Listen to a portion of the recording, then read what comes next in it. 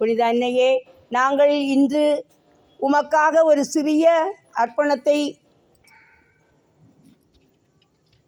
பாதத்திலே வைத்திருக்கின்றோம்.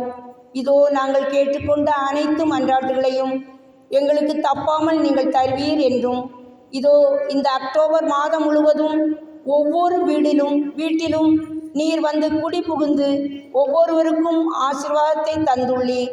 பலவித கொள்ளை நோய்களிலிருந்தும், பலவித விஷ காய்ச்சலிலிருந்தும், பலவித துன்பத்திலிருந்தும் எங்களை உம்முடைய பாதத்தின் வழியாக பாதுகாப்பீர் என்ற நம்பிக்கையோடு எங்களுடைய விண்ணப்பங்களையெல்லாம் பாதத்தில் ஒப்பு கொடுத்து தொடர இருக்கின்ற நாட்களும், அடுத்த மாதத்தில் இதோ இறந்தவர்களுக்காக ஜெபிக்க காத்திருக்கின்ற எங்கள் குடும்பங்களையும், எங்கள் குடும்பங்களிலே எங்கள் நினைவிலே வாழ்கின்றவர்களுக்காக ஜெபிக்கின்ற சூழலையும் எங்கள் மனதிலே நாங்கள் அதிகமாக இருத்தி, இன்னும் உம்முடைய அன்பையும் எங்களுடைய ஆறுதலை நீர் எங்களுக்கு தர வேண்டும் என்றும், எங்களுடைய குடும்பங்களிலே நாங்கள் தொடர்ந்து உம்மை தரிசித்து குடும்ப ஜெபமாலை செய்து தினமும் எங்கள் வீடுகளில் திரு விவிலியத்தையும் வாசித்து உமக்கு உகந்த பிள்ளைகளாக வருங்கால குழந்தைகள் எல்லாம் ஒழுக்கத்திலும் எல்லா சூழலிலும் சிறந்து விளங்க வேண்டிய அனைத்து நலனையும் நீர் தருவீர் என்ற நம்பிக்கையோடு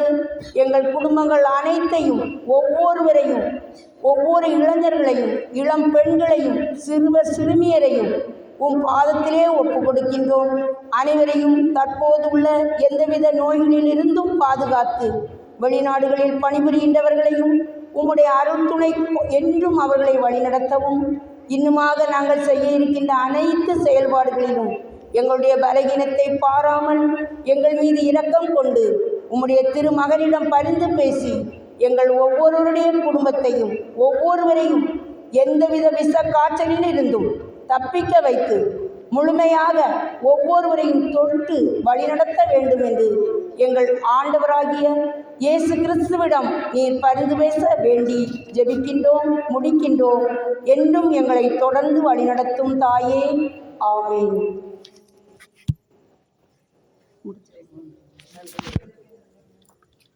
அச்சிட்ட சிலுவை அடையாளத்தினாலே எங்கள் சத்துருக்களிடமிருந்து எங்களை இரட்சித்தருளும்.